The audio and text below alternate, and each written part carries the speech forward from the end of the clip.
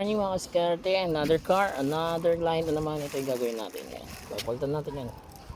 Honda. Sa loob ng Honda FD, yan. Ito yung papalitan natin. So kung mapapansin nyo yan, crack na kasi talaga siya. Biyak na siya.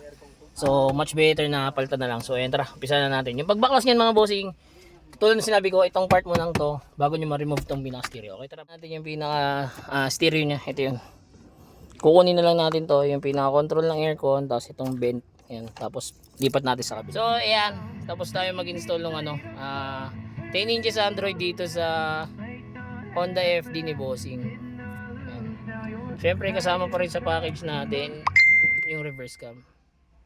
Yan. Tapos ito yung nabili ni Bossing. Soft touch yan, may Apple CarPlay and Android Auto na. Ayan. So mga gusto po mag-avail, drop message lang.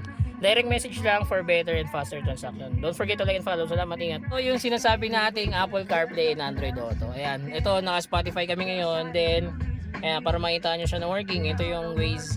Tapos ito yung CarPlay niya. Pwede mo siya na-next dito.